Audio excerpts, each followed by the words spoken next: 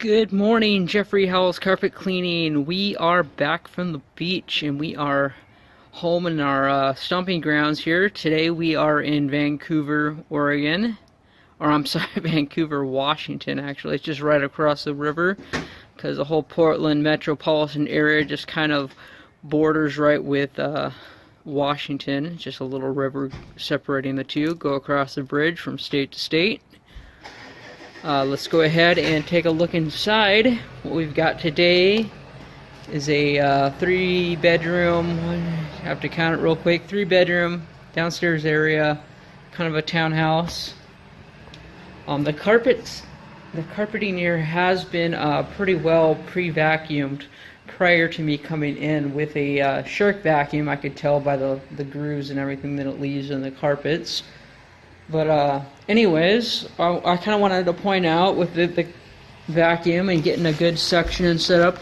I mean, just cleaning, this downstairs area. We've probably collected a good, 20% of this bag, 25% of this bag of just dirt and dust probably accumulated here in the carpeting. I did go over it quite a bit because I was just curious as to how much debris we could actually get out of the carpeting. But that just goes as a testament to a good pre-vacuum really does wonders. Because statistics say that with your steam cleaning, I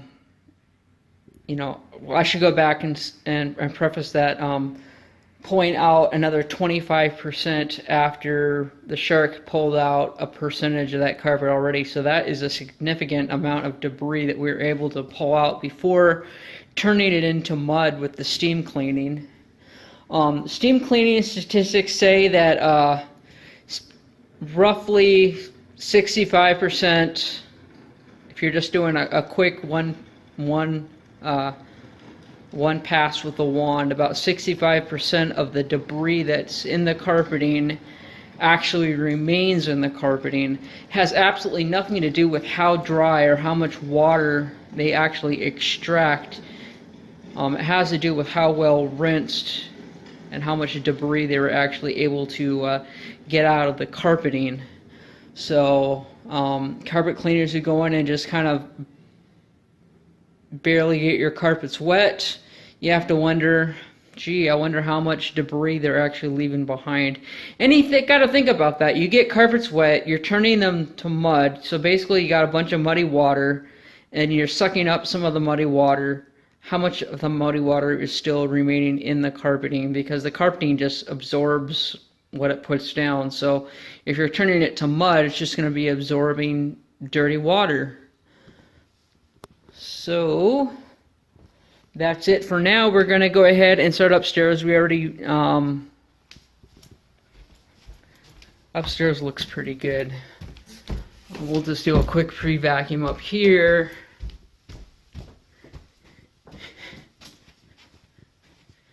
Got bedroom 1, that's the master. It does have a little walk-in closet over here.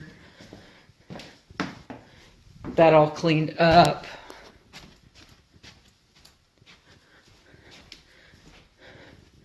Bedrooms 2 has a little bit of a bleach discoloration going on.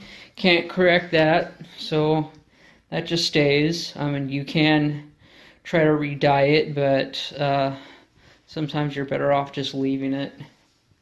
And that kind of goes out of scope what we're doing today anyways. So in bedroom number 3.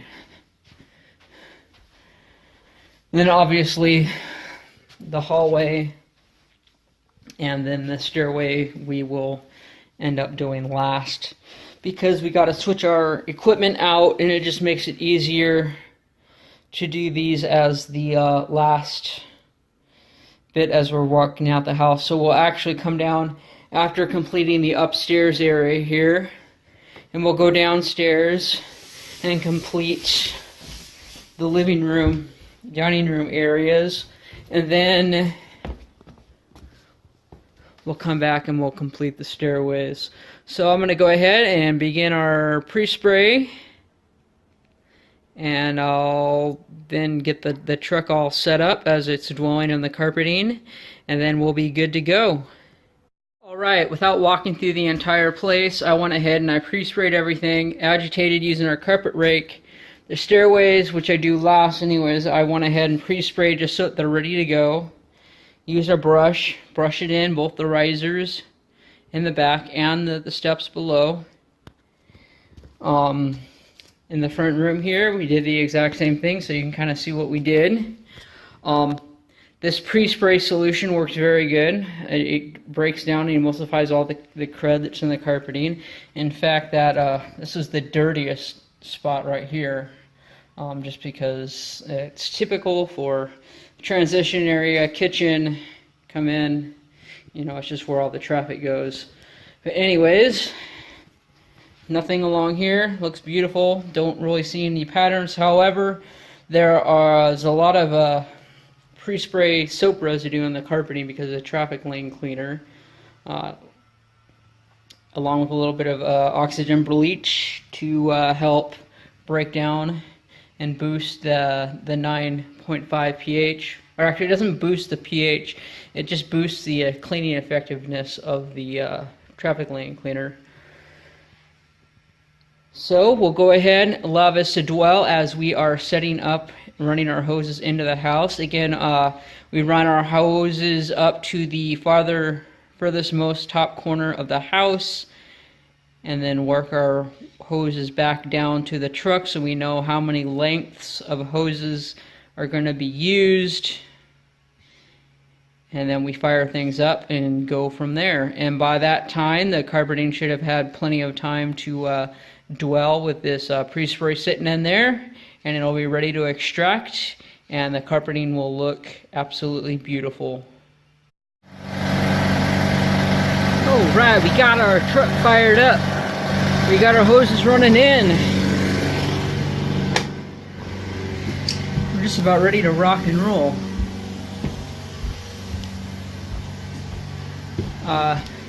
One thing that I do, maybe as a tip, when you go to start your truck up, if you put like a piece of plastic, or let me come back up here and show you what I mean. It's going to be a little noisy, but I think we can work around the noise if I speak up a little bit.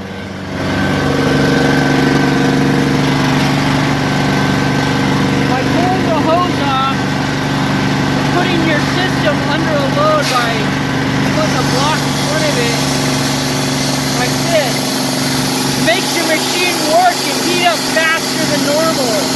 It also gets your vacuum primed and ready to go. So, plug this guy back in.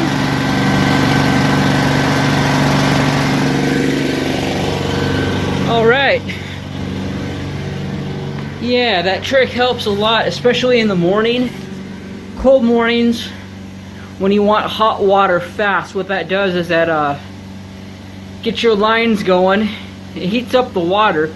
Because what happens if you plug it in and start using it, sure, you'll get some hot water, but you'll deplete that water pretty quickly. So what that does, if you let it run for about 10 minutes, it'll get your water warm.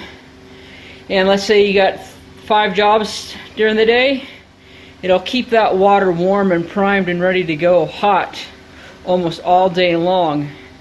It really kind of gives your truck a jump start. But anyways, you can see the hose running in here. Hear the vacuums. I'll just pull our handle, make sure we got water going through here. We got a good blast of steam coming through. PSI is probably about 425 today.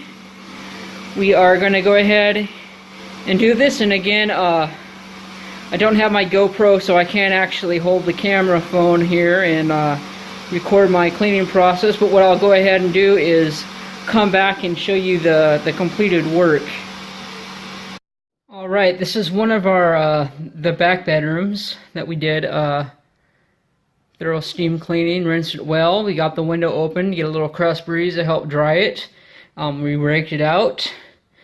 Again, I I like to point out the purpose of our carpet rake for raking it out. It not only, gets rid of the lines and makes the carpets look pretty, it also causes the fibers to kind of be more in an upright position so that our cross breeze that we got going there can actually get around and evaporate the water around the fibers and everything. The other thing here, that's a good one because of the lighting. You can see those little channels that it put into the carpeting. Much like your de-icer trucks that go around in icy weather, they also put little channels down in the ice, and what that does is that helps the airflow get around the ice and through those channels so that it helps to melt and break down. So in this sense, we're kind of doing the reverse thing. We're not trying to melt the carpets, we're just trying to help as much airflow to get into these carpets to dry them as quickly as possible. And it really does help. I was down at the coast. I did this, had a window open while I was down there, and the carpets probably dried, about 3 hours. They were good.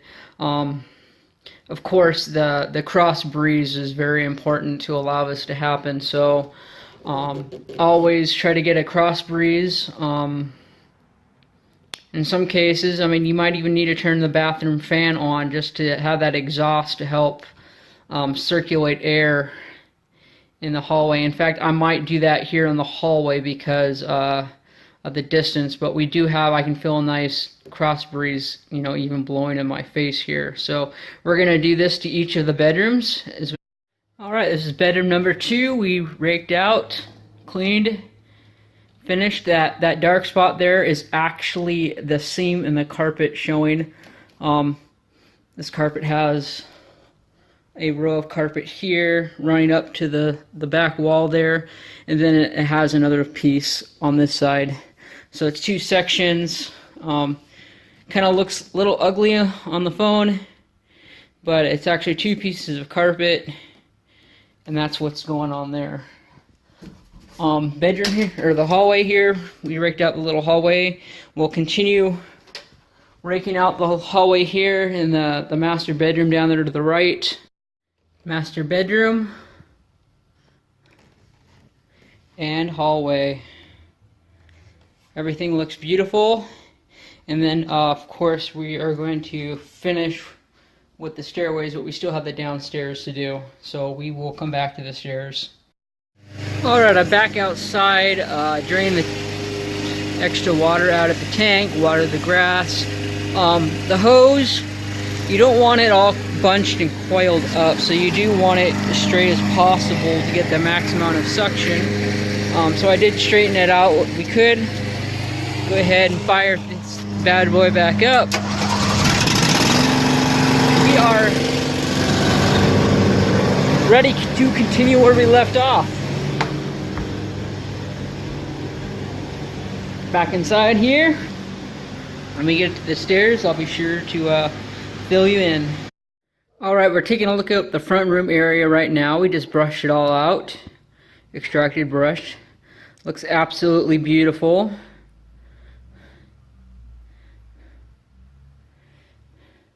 So what we're going to do is we're going to go ahead, shut the light off, and we're going to back our way out the rest of here, down this hallway, and then we're going to fire our truck back up and finish up with the stairway. A couple things I will point out is those spots down there appear to be possibly burns, like from something hot landing on it and kind of melting the carpeting back. Those two there, I would say they look like deep, depressions from furniture sitting there, but where it's located, just 2 spots, I don't know. And we have something similar right here. We'd put some peroxylant on it and scrubbed it. I believe that they were burn spots as well, but I just try to be as thorough as possible. And now we have finished up the stairways. Both the steps and the risers look absolutely beautiful. Try to come up here without leaving as few marks as I possibly can, but all the way up, the carpets look phenomenal. So that's Howell's carpet cleaning out in Vancouver, Washington today. Beautiful day. Hope you enjoyed today's video, and I will see you shortly in our next venture.